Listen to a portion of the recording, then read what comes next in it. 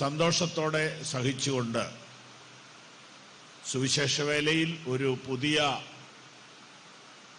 പാത തന്നെ തുറക്കുവാൻ ദൈവം തന്നെ ഉപയോഗിച്ചു. ഇത്രത്തോളം അതിനെ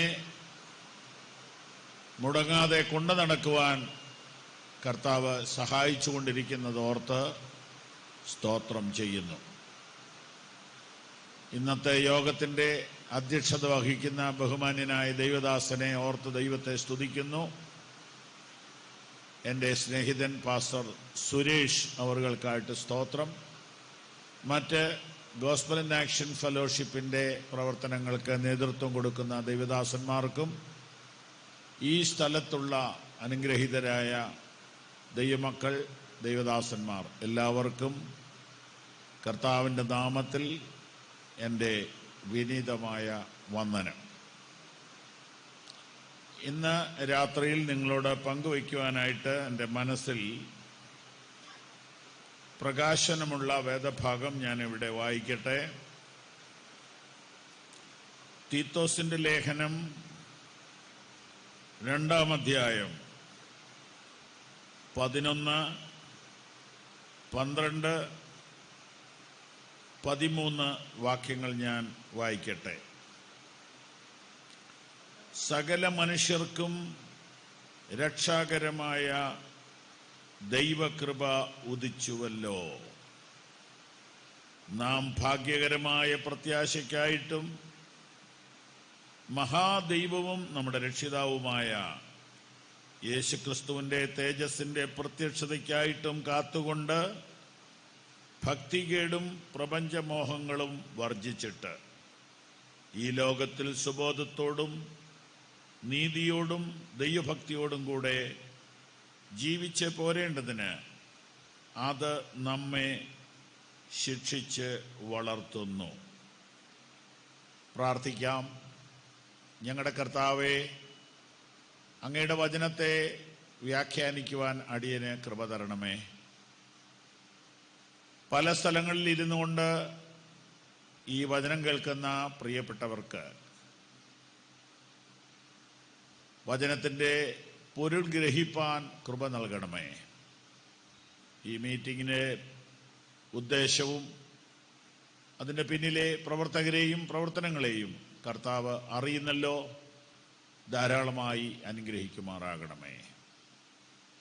യേശു കർത്താവിൻ്റെ നാമത്തിൽ തന്നെ, ആമേൻ. മഴ പോലെ പെയ്തിറങ്ങണമേ എന്ന ഗാനം പാടുന്നത് ആരാണ്, എവിടെ നിന്നാണ് എന്ന് ഞാൻ ഈ സ്റ്റേജിൽ നിന്ന് കുറേ നേരം നോക്കിയിട്ട് പിടികിട്ടിയില്ല. പിന്നെ ഇവിടെ വന്നപ്പോഴാണ് മനസ്സിലായത്. പ്രത്യേകം അഭിനന്ദനങ്ങൾ. മനോഹരമായ പാട്ട്. അത് ഒത്തിരി ആത്മാർത്ഥതയോടുകൂടെ ഉത്സാഹത്തോടുകൂടെ പാടിയതിൽ പ്രത്യേകം സന്തോഷം തോന്നി. കർത്താവ് അനുഗ്രഹിക്കട്ടെ.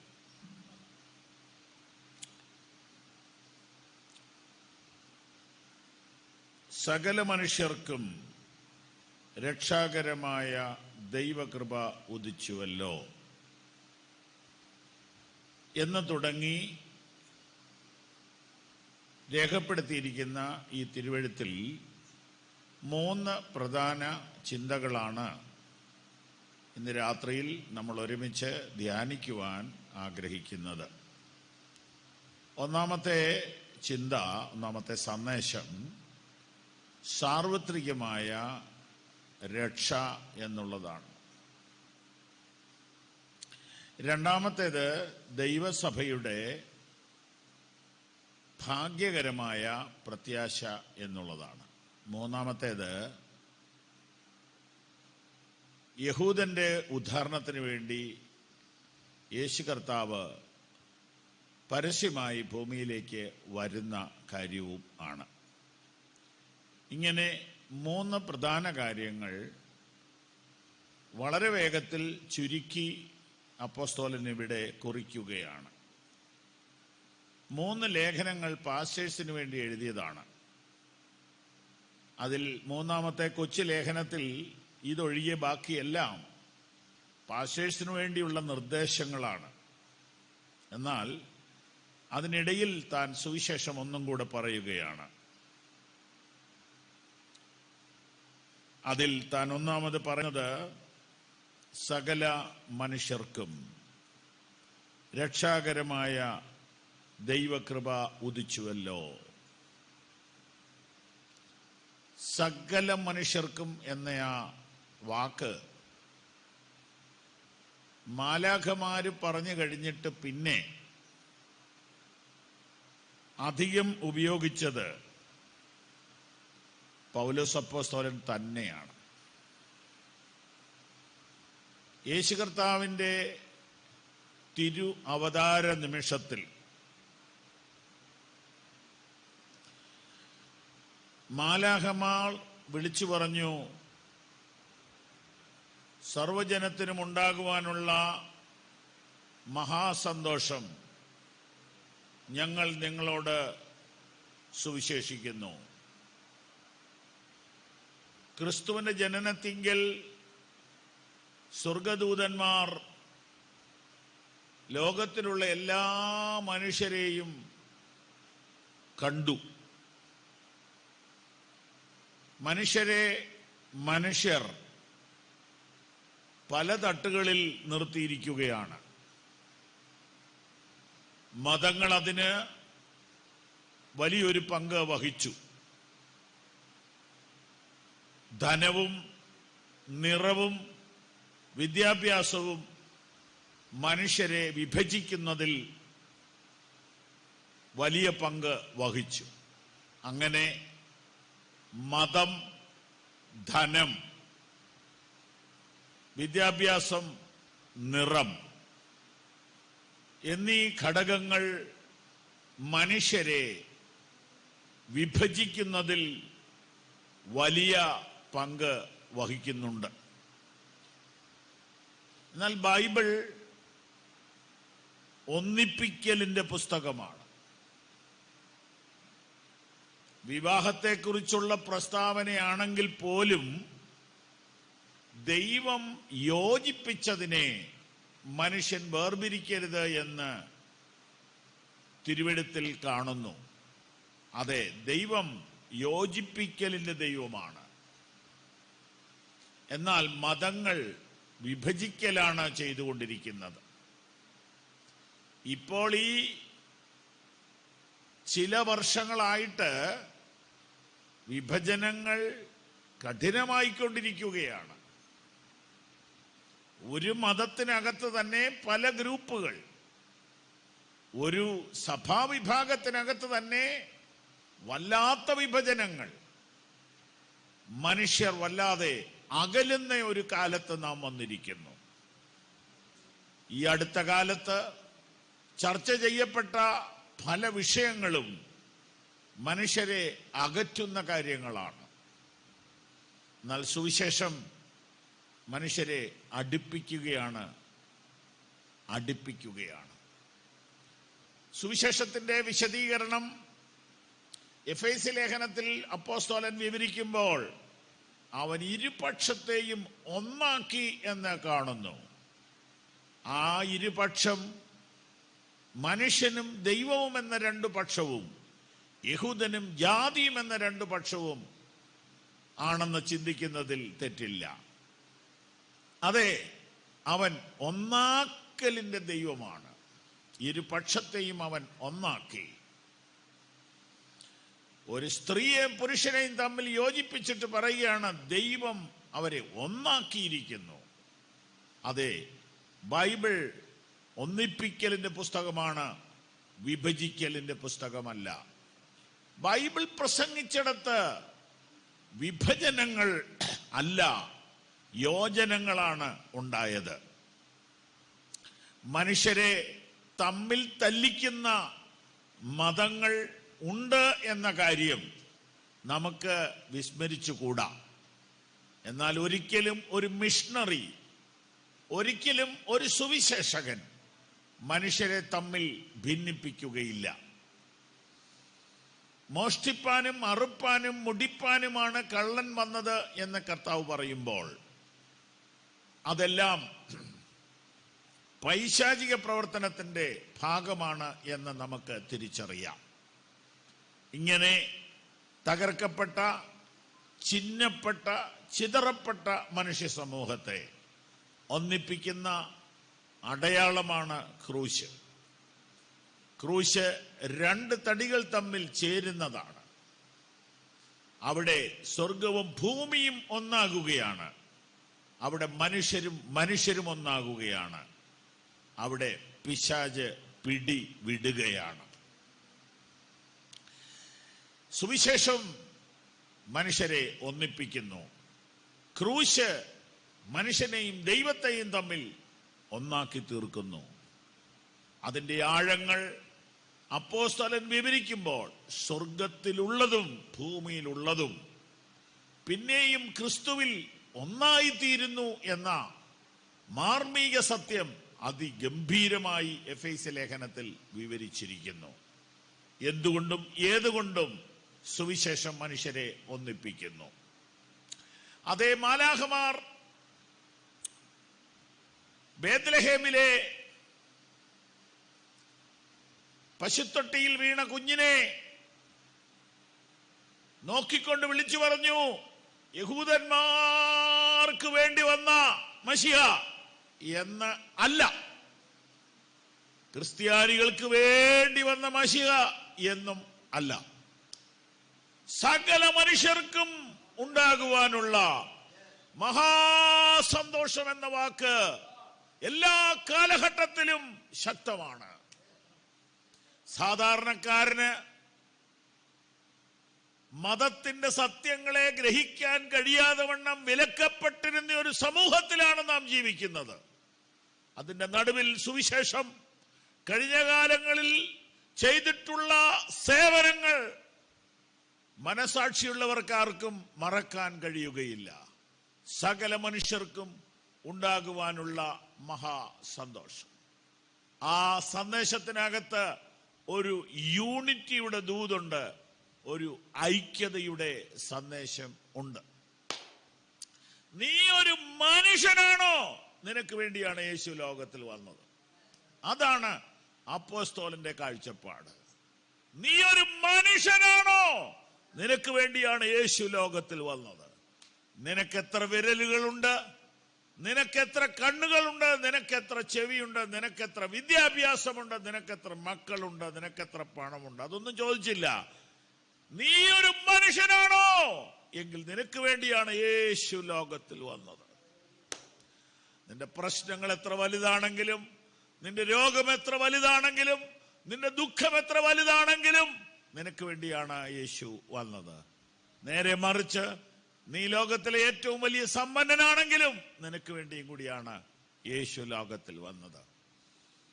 ഇന്ത്യയിലെ ഏറ്റവും വലിയ ധനവാന്മാരുടെ 1ഉം 2ഉം ലിസ്റ്റ് ഇന്ന് സോഷ്യൽ മീഡിയയിൽ വന്നിട്ടുണ്ട്. 1ാം സ്ഥാനം മുകേഷ് അംബാനിക്ക് ലഭിച്ചിരിക്കുന്നു.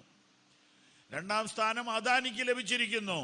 അതെ, നിങ്ങൾ ഈ പട്ടണത്തിലെ ഏറ്റവും വലിയ ധനികനാണെങ്കിലും, കേരളത്തിലെ ഏറ്റവും വലിയ ധനികനാണെങ്കിലും നിങ്ങൾക്ക് വേണ്ടിയും കൂടിയാണ് യേശു ലോകത്തിൽ വന്നത്.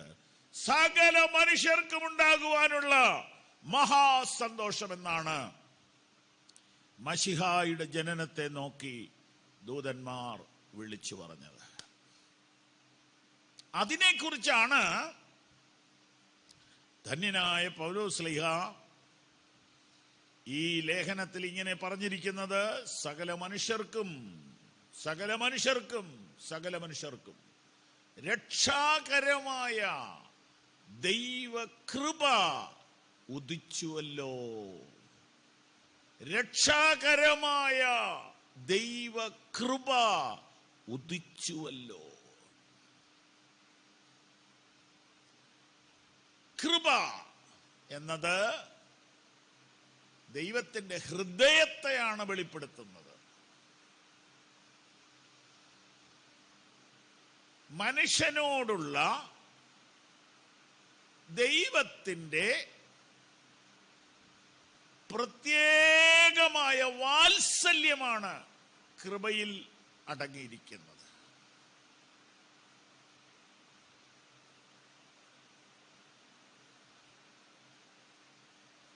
Praise the Lord.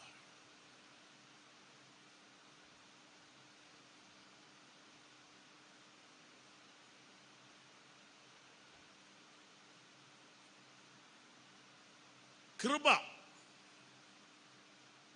ഇതിന്റെ വിശദീകരണത്തിന് വർഷങ്ങളായി വേദശാസ്ത്രികൾ വിഷമിക്കുകയാണ്. ഇങ്ങനെയാണ് കുറിച്ചു വച്ചിരിക്കുന്നത്: ശിക്ഷാർഹനായ പാപിക്ക് അവൻ അർഹിക്കാത്ത ദൈവിക ആനുകൂല്യമാണ് കൃപ.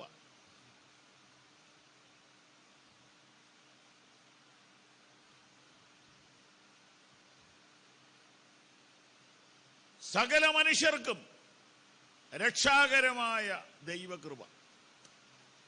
എന്താണ് ഇതിന്റെ അന്തസത്ത? ഈ കാലഘട്ടത്തിൽ അത് മനസ്സിലാക്കി തരാൻ നല്ല ഉദാഹരണമാണ് കോവിഡ്.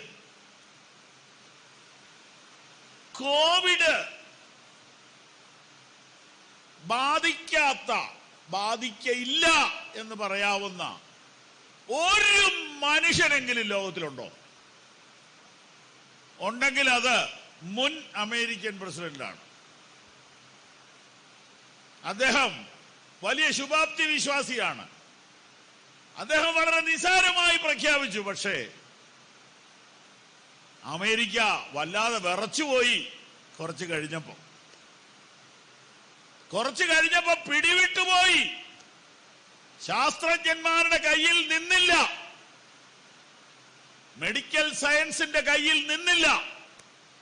അമേരിക്കയോട് ഏറ്റുമുട്ടാൻ കഴിയുന്ന ആരുണ്ട്? കോവിഡ് ഉണ്ട്.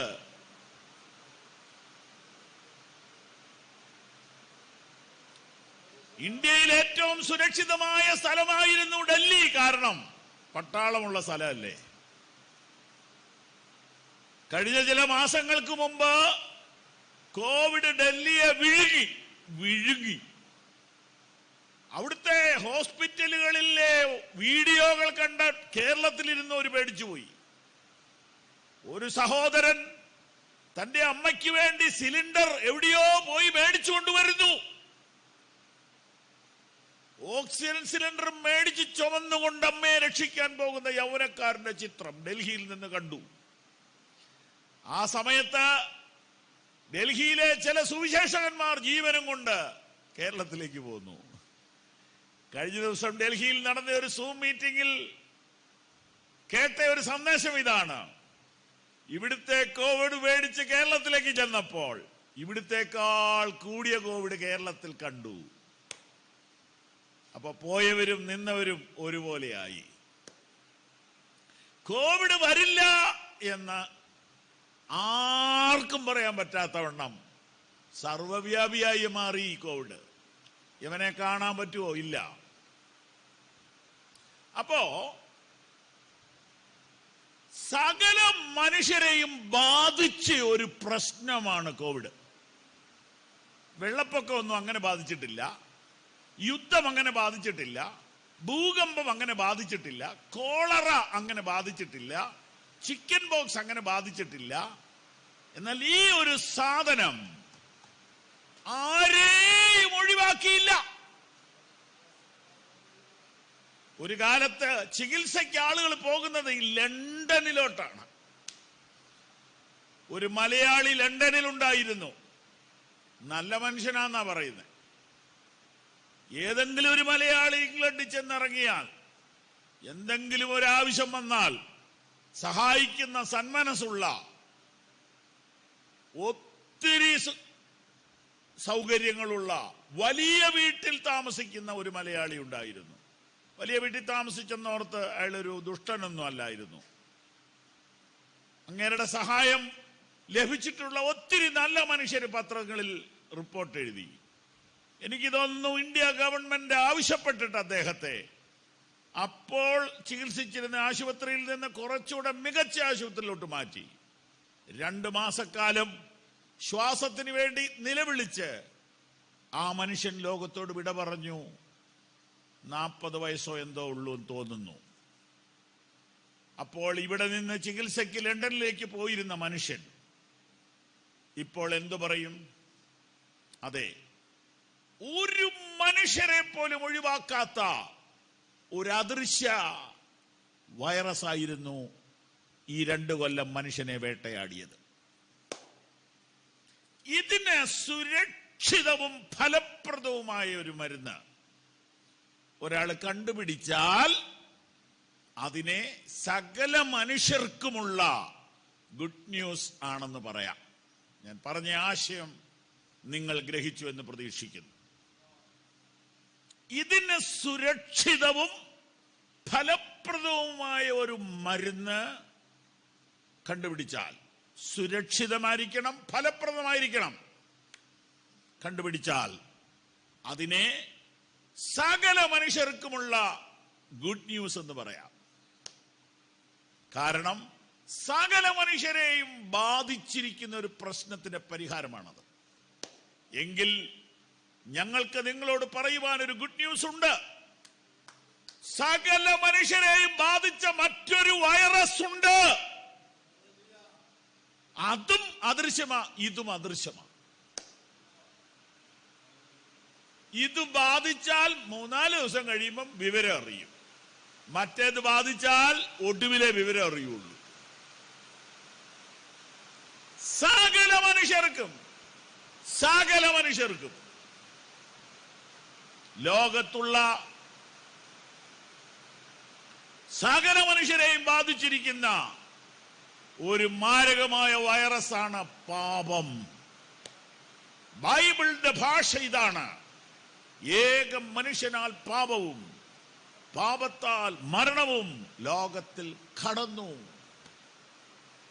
അങ്ങനെ സകല മനുഷ്യരും പാപികളായി തീർന്നു. ഒരു വ്യത്യാസവുമില്ല. എല്ലാവരും പാപം ചെയ്ത് ദൈവ തേജസ് ഇല്ലാത്തവരായി തീർന്നു. പോലീസ് അറസ്റ്റ് ചെയ്താലും ഇല്ലെങ്കിലും, കേസ് രജിസ്റ്റർ ചെയ്താലും ഇല്ലെങ്കിലും, ക്രിമിനൽ ആണെന്ന് മുദ്ര കുത്തിയാലും ഇല്ലെങ്കിലും, ബൈബിൾ പറയുന്നു മനുഷ്യൻ ഒരു വ്യത്യാസവുമില്ല, എല്ലാവരും പാപത്തിലാണ്. അപ്പോൾ എല്ലാ മനുഷ്യരെയും ബാധിക്കുന്ന ഈ ഭീകരമായ മാരകമായ പാപം, പക്ഷേ ഇതിന്റെ ഭീകരത ആളുകൾക്കറിയില്ല. കാരണം ആളുകൾക്ക് കാഴ്ച കുറവാണ്, ദൂരക്കാഴ്ച ഇല്ല. ബൈബിൾ ഇതിനെക്കുറിച്ച് പറയുന്നത്, നീ ഞങ്ങളുടെ അകൃത്യങ്ങളെ നിന്റെ മുമ്പിലും ഞങ്ങളുടെ രഹസ്യപാപങ്ങളെ നിന്റെ മുഖപ്രകാശത്തിലും വെച്ചിരിക്കുന്നു. ദൈവം പാപത്തെ ഗൗരവമായി കാണുന്നു.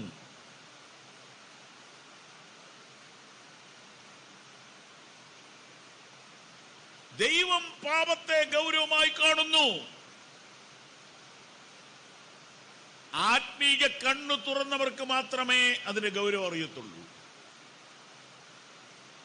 എന്റെ അകൃത്യങ്ങൾ എന്റെ നേരെ അതിബലമായിരിക്കുന്നു എന്ന് ദാവീദ് പറഞ്ഞു.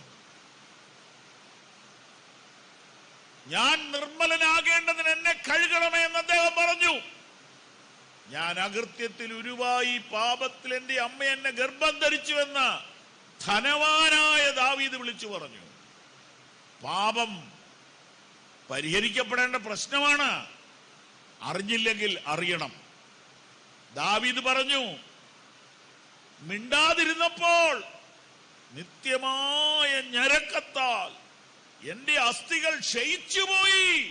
പാപം അസ്ഥികളെ ദ്രവിപ്പിക്കും.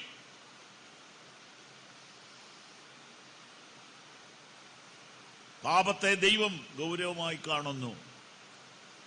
ദൈവിക കണ്ണിലൂടെ അതിനെ കണ്ടാൽ മാത്രമേ പാപപരിഹാരത്തിന്റെ ഇമ്പോർട്ടൻസ് നമുക്ക് മനസ്സിലാകുകയുള്ളൂ. കർത്താവ് ഒരിക്കൽ പറഞ്ഞ പ്രസ്താവന അല്പം കട്ടിയായി പോയോ എന്ന് തോന്നുന്നു. നിന്റെ വലത്തെ കണ്ണ് നിനക്ക് ഇടർച്ച വരുത്തുന്നുവെങ്കിൽ നീ ഒരു പിച്ചാത്തി എടുത്തിട്ട കണ്ണ് തേങ്ങയൊക്കെ പൊളുന്ന പോലെ കുത്തിയെടുത്ത് പള്ളട്ടുകളാ. ഒരു കണ്ണുമായി ജീവനിൽ കിടക്കുന്നതാണ് 2 കണ്ണോടുകൂടെ നരകത്തിൽ കിടക്കുന്നതിനേക്കാൾ നല്ലതെന്ന്. അപ്പോൾ യേശു എത്ര ഗൗരവമായി പാപത്തെ കണ്ടു, യേശു എത്ര ഗൗരവമായി നിത്യതയെ കണ്ടു. ഇവിടുത്തെ ജീവിതത്തിൽ എല്ലാവിധ സുഖ സൗകര്യങ്ങളോടും കൂടെ ജീവിച്ച് നരകത്തിൽ പോയാൽ, ഇതൊന്നും പറഞ്ഞാൽ ഇന്നത്തെ തലമുറ കേൾക്കുമോ? അതെ, ധനികന്മാരിൽ 1-ാം സ്ഥാനം കിട്ടിയ മനുഷ്യനോട് കഴിഞ്ഞ വർഷം കോളേജ് കുട്ടികൾ ചോദിച്ചു, അങ്ങാണല്ലോ ഈ വർഷത്തെ ധനവാൻ, കോടീശ്വരൻ, അങ്ങയുടെ ഇനിയുള്ള ആഗ്രഹം എന്താണ്? ജീവിതത്തിലെ ഏറ്റവും വലിയ ആഗ്രഹം പറയാവോ എന്ന് ചെറുപ്പക്കാർ ചോദിച്ചു. അപ്പോൾ ഇന്ത്യയിലെ നമ്പർ 1 കോടീശ്വരന്റെ മറുപടി കേൾക്കണോ?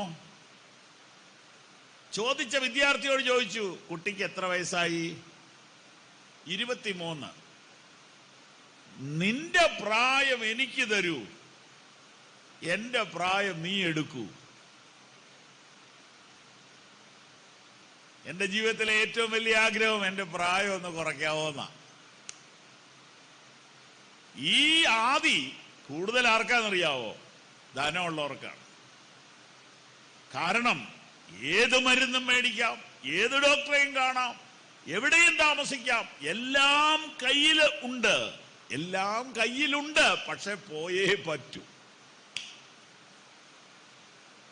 കാലിന്റെ മുട്ടുകൾക്ക് വേദന വരുമ്പോൾ അറിയാം എക്സ്പയറി ഡേറ്റ് കഴിഞ്ഞു. ഇരുന്നിടത്തുനിന്ന് എഴുന്നേക്കാൻ ഒരാളുടെ കയ്യെ പിടിക്കേണ്ടി വരുമ്പോൾ അറിയാം സമയം തീർന്നുകൊണ്ടിരിക്കുന്നു.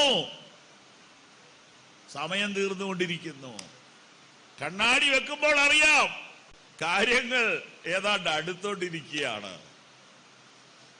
Praise the Lord.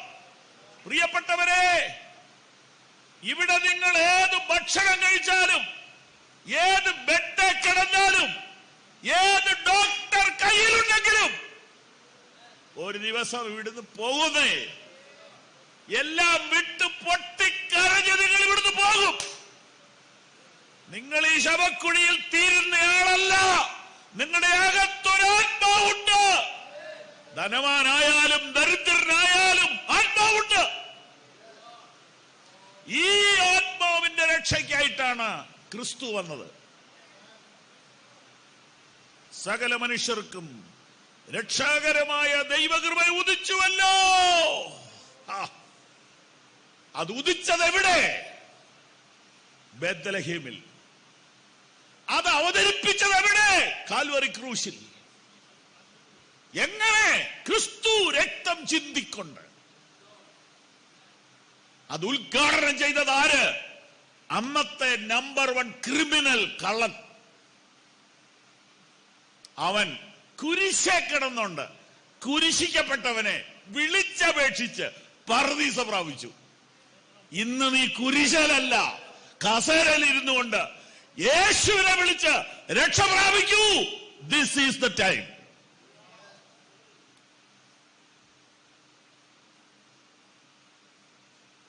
എന്തൊരു സ്നേഹം, എന്തൊരു സ്നേഹം പാപികളാം നരരിൽ. എന്തൊരു സ്നേഹം, എന്തൊരു സ്നേഹം പാപികളാം നരരിൽ. നൊന്തു നൊന്തു ചങ്കുടഞ്ഞു പ്രാണൻ വെടിയുകയാ. നൊന്തു നൊന്തു ചങ്കുടഞ്ഞു പ്രാണൻ വെടിയുകയാ. കാണുക നീ കാരുണ്യവാനെ കുരിശതിൻ കാൽവറിയിൽ. കാണുക നീ കാരുണ്യവാനെ കുരിശതിൻ കാൽവറിയിൽ. കണ്ണീർ തൂകുന്നു നോക്കൂ കാൽവരി മേടുകളിൽ. കേണു കണ്ണീർ തൂകുന്നു നോക്കൂ കാൽവരി മേടുകളിൽ. എന്തൊരു സ്നേഹം, എന്തൊരു സ്നേഹം പാപികളാം നരരിൽ. എന്തൊരു സ്നേഹം, എന്തൊരു സ്നേഹം പാപികളാം നരരിൽ. നൊന്തു നൊന്തു ചങ്കുടഞ്ഞു പ്രാണൻ വെടിയുകയാ. നൊന്തു നൊന്തു ചങ്കുടഞ്ഞു പ്രാണൻ വെടിയുകയാ. സകല മനുഷ്യരെയും ബാധിച്ച പാപത്തിന്റെ പരിഹാരമാണ് കാൽവറിയിൽ വെളിപ്പെട്ടത്. സകല മനുഷ്യർക്കും രക്ഷാകരമായ ദൈവകൃപ ഉദിച്ചുവല്ലോ. ഇവിടെ മനുഷ്യന്റെ കർമ്മവും ദൈവത്തിന്റെ ദയയും കൂടിയല്ല, ദൈവത്തിന്റെ കൃപ മാത്രമാണ്. ദൈവത്തിന്റെ കൃപ മാത്രമാണ്.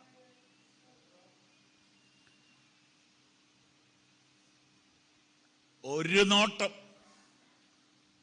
ഒരു വിളി, ഒരു സമർപ്പണം, നീ സുരക്ഷിതനാകുകയാണ്. പുത്രനിൽ വിശ്വസിക്കുന്നവന് നിത്യജീവനുണ്ട്. ഇതൊരു മർമ്മമാണ്. മറ്റുള്ളവരെക്കാൾ നല്ലവരായതുകൊണ്ടല്ല നമ്മൾ നിത്യജീവൻ പ്രാപിച്ചത്, ദൈവകൃപ ഉദിച്ചത് കൊണ്ടാണ്. ഒത്തിരി നന്മ ചെയ്തിട്ടല്ല നാം രക്ഷപ്പെട്ടത്, ദൈവകൃപ ഉദിച്ചത് കൊണ്ടാണ്. സകല മനുഷ്യർക്കും രക്ഷാകരമായ ദൈവകൃപ ഉദിച്ചല്ലോ. അതിനെ തിരസ്കരിക്കാതെ, അതിനെ തള്ളിക്കളയാതെ സ്വീകരിച്ചവർ ഭാഗ്യമുള്ളവർ. ഇന്ന് രാത്രി ഈ വചനം ഒരാൾക്കെങ്കിലും രക്ഷയ്ക്ക് കാരണമായെങ്കിലോ, യേശു ഇന്നും രക്ഷിക്കുന്നു. കോവിഡ് കാലത്ത് എത്രയോ പേര് രക്ഷപ്പെട്ടു. ഒത്തിരി പേര് എന്നെ ഫോൺ വിളിച്ച് വീട്ടിൽ വന്ന് വിശ്വാസ സ്നാനം സ്വീകരിച്ചു. നല്ല കാലത്ത് നടക്കാത്ത സ്നാനമാണ് കോവിഡ് കാലത്ത് നടന്നുകൊണ്ടിരിക്കുന്നത്. പ്രിയരെ, മനുഷ്യർക്ക് മനസ്സിലായി ഒന്നിനും നിലനിൽപ്പില്ല, ആർക്കും നിലനിൽപ്പില്ല, ആരും സുരക്ഷിതരല്ല എന്ന തിരിച്ചറിവ് എല്ലാവർക്കും ഉണ്ടായി. അതുകൊണ്ട് പ്രിയരെ, ഈ രക്ഷ തള്ളിക്കളയല്ലേ. സകല മനുഷ്യർക്കും രക്ഷാകരമായ ദൈവകൃപ ഉദിച്ചുവല്ലോ. ഉദിച്ചു എന്ന വാക്ക് നമ്മെ അസ്തമനം എന്ന വാക്കിനെ ഓർമ്മപ്പെടുത്തുന്നു. ഉദയത്തിനൊരു അസ്തമനം ഉണ്ടല്ലോ. അതെ, കൃപയുടെ വാതിൽ അടയും. പിന്നെ ഒരു ചാൻസ് ഇല്ല. നിങ്ങൾക്കൊരു ഓട്ടോറിക്ഷ പോയാൽ അടുത്തൊരു ഓട്ടോറിക്ഷ കിട്ടും.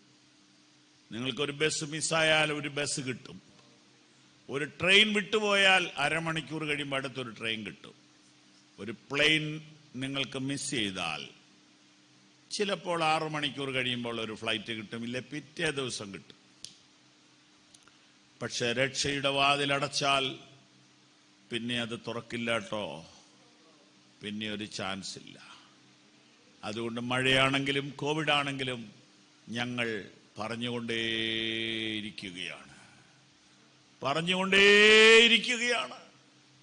കോവിഡ് ഇല്ലാഞ്ഞ കാലത്ത് പറഞ്ഞതിനേക്കാൾ കൂടുതൽ സന്ദേശം ഈ കോവിഡ് കാലത്ത് പങ്കുവച്ചു.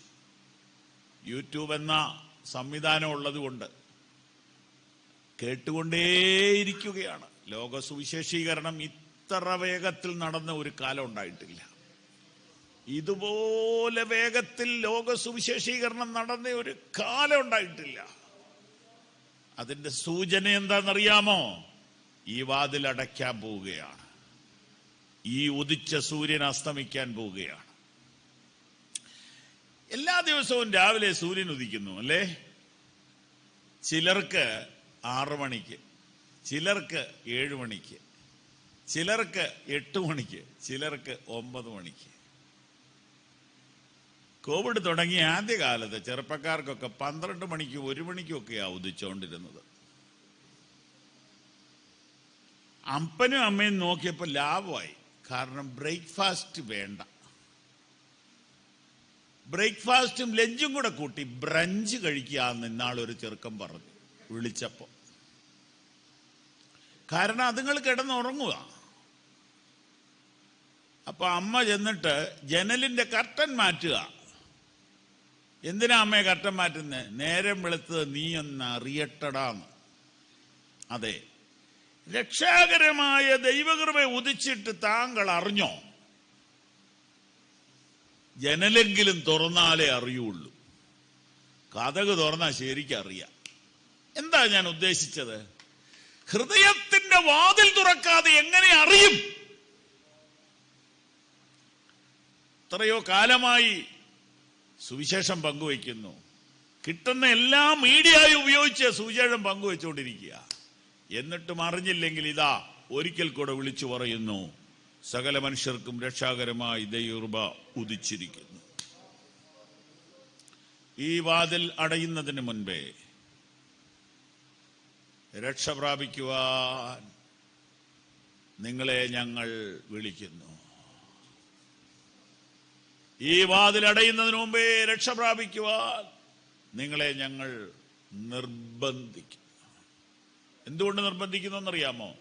ഞങ്ങൾക്കിത് ഗ്യാരണ്ടിയാ, ഞങ്ങൾക്കിത് സംശയമല്ല, ഞങ്ങൾക്കിത് കൺഫേമാണ്. ഈ രക്ഷ ഭദ്രമാണെന്നും ഇതല്ലാതൊരു രക്ഷാമാർഗം ഇല്ലെന്നും ഞങ്ങൾക്ക് നല്ല ഉറപ്പുള്ളത് കൊണ്ട് ഞങ്ങൾ നിങ്ങളെ ഒന്നുകൂടെ പ്രസ് ചെയ്യുകയാണ്. യേശുവിനെ അറിയണം കേട്ടോ, യേശുവിനെ അറിയണം. യേശുവിനെ അറിഞ്ഞവര് ഇത് പങ്കുവയ്ക്കണം, ഇത് പങ്കുവയ്ക്കണം. ഈ കാലത്ത് എന്തൊരു സൗകര്യമാണെന്നറിയാമോ? ഈ മീറ്റിങ്ങിന്റെ ലിങ്ക് ഒരു 100 പേർക്ക് അയച്ചു കൊടുക്കാലോ. പിള്ളേരോട് ചോദിച്ചേ, 1 സെക്കൻഡ് പോരെ ഇതങ്ങ് സെൻഡ് ചെയ്ത് വിടാൻ? എന്തൊരു സുഖ. സൂമിന്റെ ലിങ്കൊക്കെ ചുമ്മാ അങ്ങ് ഷെയർ ചെയ്യുക, ആരെങ്കിലുമൊക്കെ കേൾക്കട്ടെ. ഭയങ്കര അഡ്വാൻറ്റേജായി ഈ കോവിഡ് കാലത്ത്. കാരണം ഒരു മീറ്റിങ്ങിന് വരണേ ഉടുപ്പൊക്കെ ഇട്ട് ഇതുപോലെ ഒരു സ്ഥലത്തോട്ടൊക്കെ പോകുമ്പം ആൾക്കാർ ചോദിക്കുകയല്ലേ എവിടെ പോവുക. സൂമിലോട്ട് കയറുമ്പോൾ ഒറ്റ മനുഷ്യരറിയല. ഭയങ്കര സൗകര്യം. അതുകൊണ്ട് സുവിശേഷം കേട്ടവര് അലസരാവരുത്, സ്വാർത്ഥരാവരുത്. കുറച്ചുപേരെയും കൂടി അറിയിക്കേ, കുറച്ചുപേരെയും കൂടി അറിയിക്കേ. അതിന് സമയം നീട്ടിത്തന്നിരിക്കുക. സകല മനുഷ്യർക്കും രക്ഷാകരമായി ദൈവകൃപ ഉദിച്ചു. ഇതെനിക്കും മക്കൾക്കുള്ളതല്ല, ഇത് നിനക്കും നിന്റെ കുടുംബത്തിനുള്ളതല്ല, സകല മനുഷ്യർക്കും ഉള്ളതാണ്. അതുകൊണ്ട് അറിഞ്ഞില്ലെങ്കിൽ അറിയിക്കണം. അറിഞ്ഞിട്ട് തള്ളിക്കളയുന്നവരെ തള്ളിക്കളയട്ടെ, അറിയാത്തവരെ അറിയിക്കണം എന്ന് ദൈവമക്കളോട് പാദം പിടിച്ചപേക്ഷിക്കുകയാണ്. എത്രയോ സന്ദേശങ്ങൾ കിടപ്പുണ്ട് യൂട്യൂബിൽ. അതൊന്ന് എടുത്ത് ഷെയർ ചെയ്യുന്നേ, ബന്ധുക്കൾക്കും മിത്രങ്ങൾക്കും കൂട്ടുകാർക്കും ഒക്കെ അയക്കുന്നേ. സുവിശേഷം പങ്കുവയ്ക്കാൻ നല്ല സൗകര്യമുള്ള സമയമാണ്. എല്ലാ മനുഷ്യർക്കുമുള്ളതാണ് ഈ സന്ദേശം. ഇതിന്റെ പ്രത്യേകത എന്താണെന്ന് ചോദിച്ചാല്, ഇതിന് ആർക്കും പൈസ മുടക്കില്ല. ഇതിന് 1 മൈല് പോലും യാത്ര ചെയ്യണ്ട, ഒരു പൈസ പോലും മുടക്കണ്ട, ഇട്ടിരിക്കുന്ന ഉടുപ്പ് മാറണ്ട. ഇരിക്കുന്നിടത്ത് അതേ നിലയിൽ ഒന്നും മുടക്കാതെ യേശുവിനെ സ്വീകരിക്കാൻ കഴിയുക എന്ന് പറഞ്ഞാൽ ഇതുപോലെ ഏതെങ്കിലും മതം ഓഫർ ചെയ്യുന്നുണ്ടോ? നിങ്ങൾ യെരുശലേമിൽ വന്നാലേ രക്ഷപ്പെടാൻ കഴിയുള്ളൂ എന്ന് പറഞ്ഞിരുന്നെങ്കിൽ ഞങ്ങൾ ഈ സുവിശേഷം പറയില്ല. കാരണം ആർക്ക് പോകാൻ കഴിയും? കുറെ പേർക്കല്ലേ പോകാൻ പറ്റുള്ളൂ. Praise the Lord. നിങ്ങൾ റോമിൽ വന്നാൽ രക്ഷപ്പെടാം എന്നായിരുന്നു ഈ പുസ്തകത്തെങ്കിൽ ഞങ്ങൾ പ്രസംഗിക്കത്തില്ല. കാരണം നിങ്ങളെ റോമിൽ കൊണ്ടുപോകാൻ ഞങ്ങൾക്കും പറ്റത്തില്ല, നിങ്ങൾക്ക് വരാനും കഴിയില്ല. എന്തുകൊണ്ട്? പൈസ മാത്രമൊന്നും അല്ലെന്നേ, ഒത്തിരി കാര്യമില്ലേ അതിന്.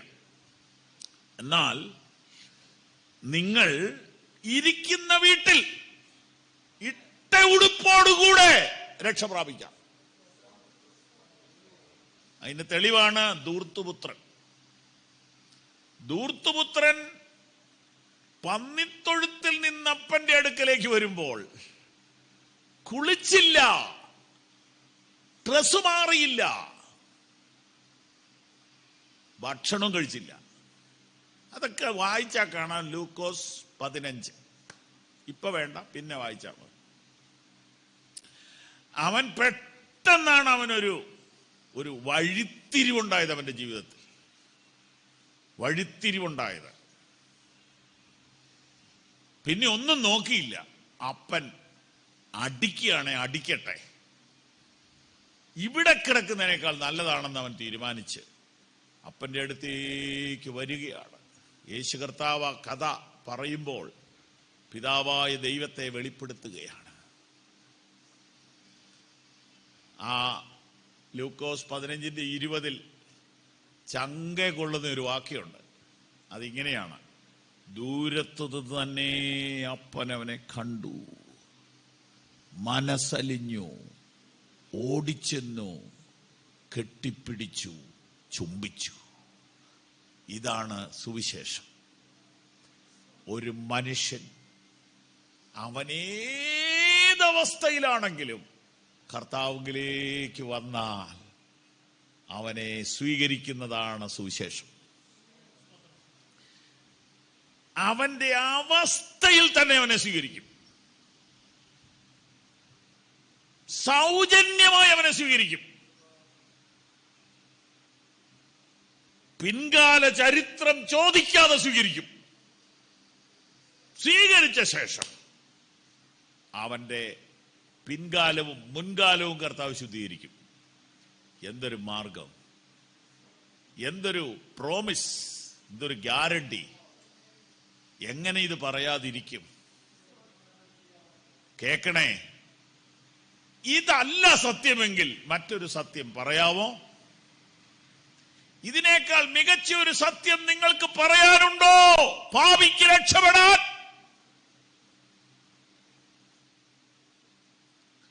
ഇതിനേക്കാൾ വിശ്വസിക്കാൻ കൊള്ളാവുന്ന ലളിതമായൊരു മാർഗം പാപിക്ക് വേണ്ടി ലോകത്തിലുണ്ടോ? സകല മനുഷ്യർക്കും രക്ഷാകരമായ ദൈവകൃപ ഉദിച്ചുവല്ലോ. ഇന്ന് രാത്രി ഒരു തീരുമാനം എടുത്തേ പറ്റൂ. വിശ്വാസികൾ ഈ സന്ദേശം പങ്കുവെക്കുന്നതിൽ ഒരു തീരുമാനമെടുക്കുക. ആദ്യമായി വചനം കേൾക്കുന്നവർ യേശുവിനെ സ്വീകരിക്കുവാൻ ഒരു തീരുമാനമെടുക്കുക. അതിനാണ് ഈ മെസ്സേജ് പങ്കുവച്ചത്. ഇതിൻ്റെ രണ്ടാം ഭാഗത്തേക്ക് ഞാൻ വേഗത്തിൽ പ്രവേശിച്ച് അവസാനിപ്പിക്കട്ടെ. നാം ഭാഗ്യകരമായ പ്രത്യാശയ്ക്കായും മഹാദൈവവും നമ്മുടെ രക്ഷിതാവുമായ കർത്താവിൻ്റെ തേജസ്സിൻ്റെ പ്രത്യക്ഷതയ്ക്കായിട്ടും കാത്തുകൊണ്ട് ഭക്തികേടും പ്രപഞ്ചമോഹങ്ങളും വർജിച്ചിട്ട് ഈ ലോകത്തിൽ സുബോധത്തോടും നീതിയോടും ദൈവഭക്തിയോടും കൂടെ ജീവിച്ചു പോരേണ്ടതിന് അത് നമ്മെ ശിക്ഷിച്ചു വളർത്തും. എന്താണ് രണ്ടാമത്തെയും മൂന്നാമത്തെയും സന്ദേശം? ഒന്ന് തന്നെയാണ്: യേശു കർത്താവിൻ്റെ മടങ്ങിവരവ്. ഒരിക്കൽ പാപിയെ രക്ഷിക്കുവാൻ വന്നവൻ, ദൈവത്തിൻ്റെ കുഞ്ഞാടായി വന്നവൻ, യാഗമാകുവാൻ വന്നവൻ, തന്നെ ശകാരിച്ചിട്ട് പകരം ശകാരിക്കാത്തവൻ, കഷ്ടമനുഭവിച്ചിട്ട് ഭീഷണം പറയാത്തവൻ, രോമം കത്തിരിക്കുന്നവരുടെ മുൻപാകെ വാതിൽ തുറക്കാത്ത ആടിനെ പോലെ നിന്ന കർത്താവായ യേശു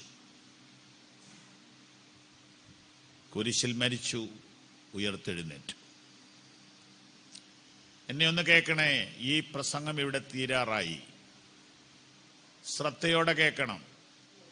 കർത്താവ് ഉയർത്തെഴുന്നേറ്റിട്ട് ഒത്തിരി ഒത്തിരി ഒത്തിരി ഒത്തിരി ആളുകൾക്ക് പ്രത്യക്ഷപ്പെട്ടു. കേൾക്കണം. ആദ്യം പ്രത്യക്ഷപ്പെട്ടത് യാതൊരു യോഗ്യതയില്ലാത്ത ഒരു സഹോദരിക്കാണ്. ഭൂതം പിടിച്ച് ഭ്രാന്ത് പിടിച്ച് കല്ലറയിലും കവലയിലും ഒക്കെ കറങ്ങി നടന്ന ഒരു സഹോദരിക്കാണ് ആദ്യം പ്രത്യക്ഷപ്പെട്ടത്. മഗ്ദലക്കാരത്തി മറിയ. പിന്നെ ശിഷ്യന്മാർക്ക് പ്രത്യക്ഷപ്പെട്ടു. 500 പേർക്ക് ഒരുമിച്ച് പ്രത്യക്ഷപ്പെട്ടു. ചിലർക്കൊക്കെ പ്രത്യേക പ്രത്യക്ഷത കൊടുത്തു. ഞാൻ എന്താ പറയാൻ പോണേ? ഒന്നുകൂടെ പറയാം. പീലാത്തോസിന് പ്രത്യക്ഷപ്പെട്ടില്ല, ഹേരോദാവിന് പ്രത്യക്ഷപ്പെട്ടില്ല, പട്ടാളക്കാർക്ക് പ്രത്യക്ഷപ്പെട്ടു. ഞാനിങ്ങനെ എൻ്റെ ഭാവനയെ ചിന്തിക്കാറുണ്ട്. പീലാത്തോസിന്റെ മുറിയിൽ രാത്രി ചെന്ന് കയറിയാലോ? ശിഷ്യന്മാർ വാതിലടച്ചിരിക്കെ യേശു വന്ന് നടുവിൽ നിന്നില്ലേ? പീലാത്തോസിന്റെ വീടിന്റെ കൊട്ടാരത്തിന്റെ അകത്ത് കതക് തുറക്കാതെ യേശുവിന് കയറാം. കയറിയിട്ട് പീലാത്തോസിനെ ഇങ്ങനെ തോളെ തട്ടിച്ച് ഈ മുഖം ഓർമ്മയുണ്ടോ എന്ന് ചോദിച്ചാൽ എങ്ങനെ ഇരിക്കും? എൻ്റെ ചിന്ത, അന്നേരം ഹാർട്ട് അറ്റാക്ക് ആയിട്ട് മരിച്ചു.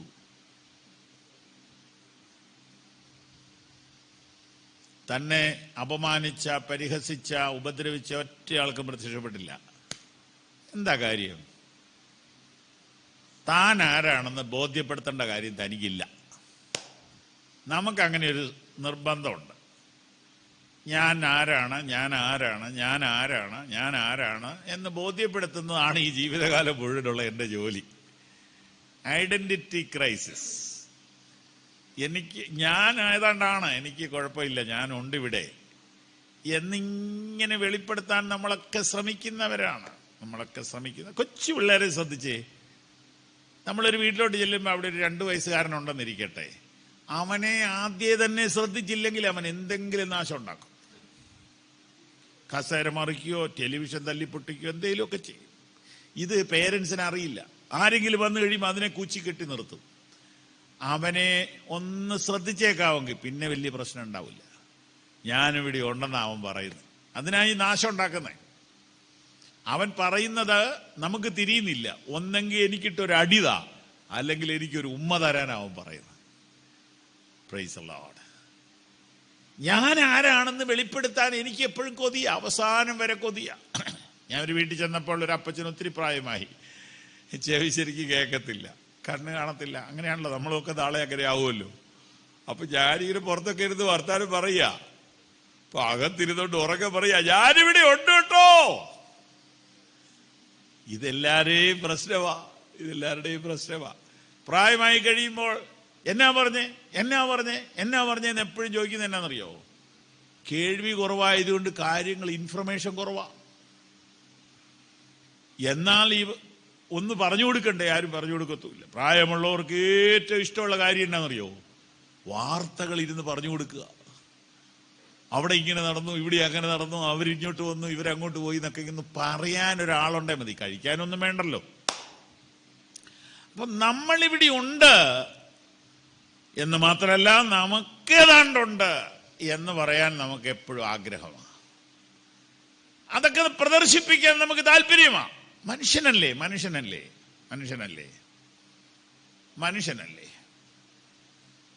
കൊച്ചുകുട്ടികളുടെ ചെരുപ്പയിൽ ഇങ്ങനെ ലൈറ്റൊക്കെ കത്തുന്ന ചെരുപ്പാ പിള്ളേർക്ക് ഇഷ്ടം. എന്തിനാ?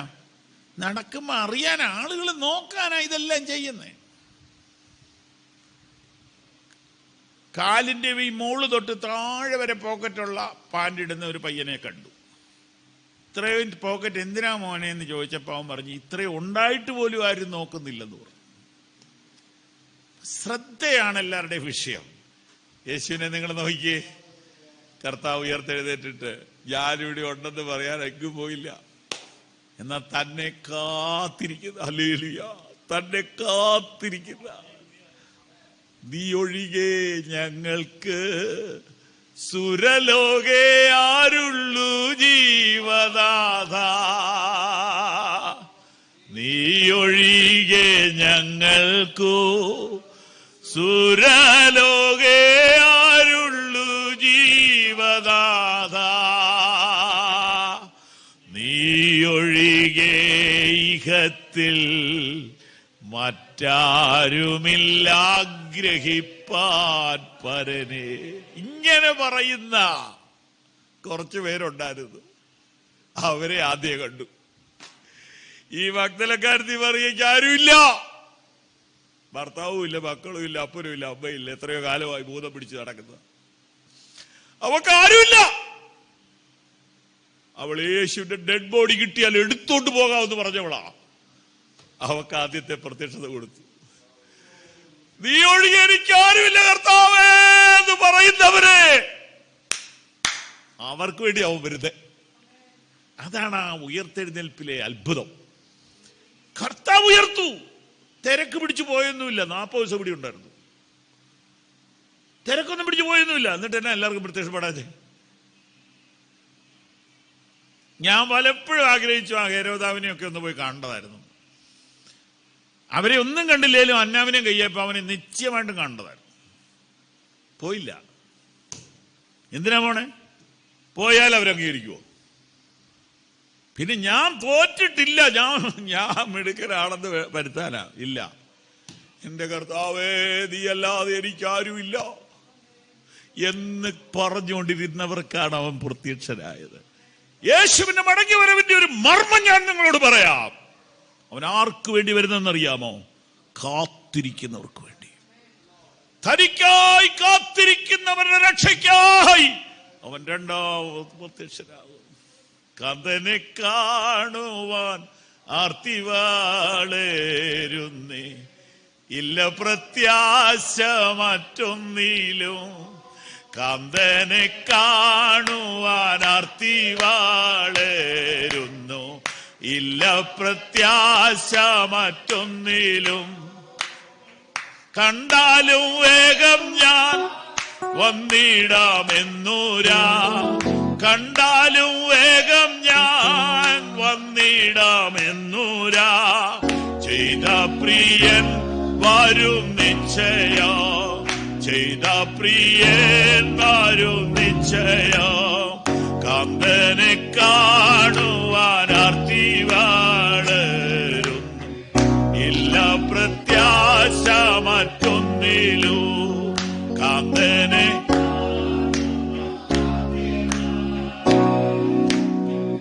ഇല്ല പ്രത്യാശ മറ്റൊന്നിലും. ഞാൻ നിനക്കുള്ളവൻ, നീ എനിക്കുള്ളവൻ, ഇന്നലെയും ഇന്നും എന്നേക്കോ. ഞാൻ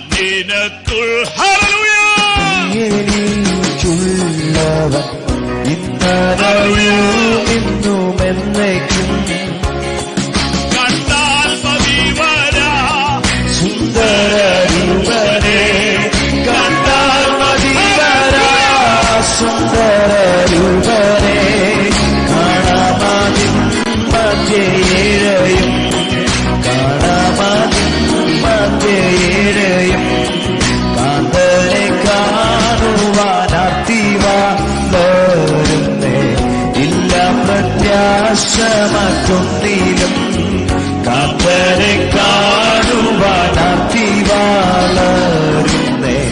ഇല്ല പ്രത്യാശ മറ്റൊന്നിലും. പാഴ്മരുഭൂമിയിൽ ക്ലേശം സാഹിക്കുകിൽ, നിത്യതുറാമുഖത്തെത്തും ഞാൻ. പാഴ്മരുഭൂമിയിൽ ക്ലേശം സാഹിക്കുകിൽ, നിത്യതുറാമുഖത്തെത്തും ഞാൻ.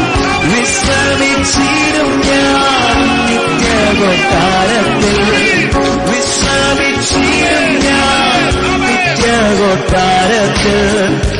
നിസ്തുല്യമായ പ്രതാപത്തിൽ, നിസ്തുല്യമായ പ്രതാപത്തിൽ തമ്മിൽ തമ്മിൽ കാണും ശുദ്ധന്മാർ വാനത്തിൽ, കോടാകോടി ഗണം തേജസ്സിൽ തമ്മിൽ തമ്മിൽ കാണും ശുദ്ധന്മാർ വാനത്തിൽ, കോടാകോടി ഗണം തേജസ്സിൽ സർവാംഗ സുന്ദരൻ ആകുമൻ പ്രിയനേ, സർവാംഗ സുന്ദരൻ ആകുമൻ പ്രിയനേ, കാണാമതിൻ മധ്യേഴയും കാണാമതിൻ മധ്യേഴയും മരുഭൂമിയിൽ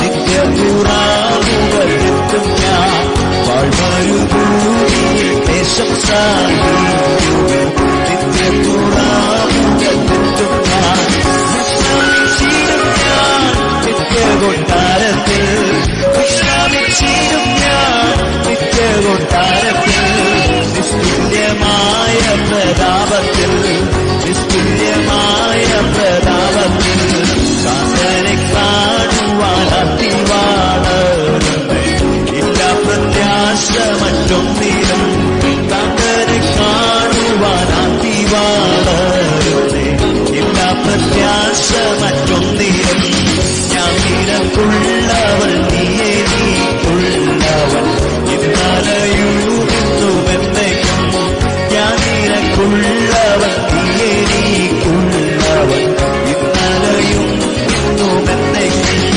കണ്ടാൽ മതി വരാ സുന്ദരരൂപനേ, കണ്ടാൽ മതി വരാ സുന്ദരരൂപനേ, കൂടിക്കാൺമാൻ വാഞ്ചയേറുന്നേ, കൂടിക്കാൺമാൻ വാഞ്ചയേറുന്നേ, നിനക്കുള്ളവൻ നീയേ നീക്കുള്ളവൻ, ഇന്നലെയും ഇന്നുമെന്നേക്കും നിനക്കുള്ളവൻ നീയേ നീക്കുള്ളവൻ, ഇന്നലെയും ഇന്നുമെന്നേക്കും കണ്ടാൽ മതി വരാ സുന്ദരരൂപനേ, കണ്ടാൽ മതി വരാ സുന്ദരരൂപനേ, കൂടിക്കാൺമാൻ വാഞ്ചയേറുന്നേ, കൂടിക്കാൺമാൻ വാഞ്ചയേറുന്നേ, കാന്തനെ കാണുവാനത്തിവാളരുന്നേ, ഇല്ല പ്രത്യാശ മറ്റൊന്നിലും, കാന്തനെ കാണുവാനത്തിവാളരുന്നേ, ഇല്ല പ്രത്യാശ മറ്റൊന്നിലും, കണ്ടാൽ മതി വരാ സുന്ദരരൂപനേ, കണ്ടാൽ മതി വരാ സുന്ദരരൂപനേ, കൂടിക്കാൺമാൻ വാഞ്ചയേറുന്നേ, കൂടിക്കാൺമാൻ വാഞ്ചയേറുന്നേ, കണ്ടാൽ മതി വരാ സുന്ദരരൂപനേ, കണ്ടാൽ മതി വരാ സുന്ദരരൂപനേ, കൂടിക്കാൺമാൻ വാഞ്ചയേറുന്നേ, കൂടിക്കാൺമാൻ വാഞ്ചയേറുന്നേ, കൂടിക്കാൺമാൻ വാഞ്ചയേറുന്നേ.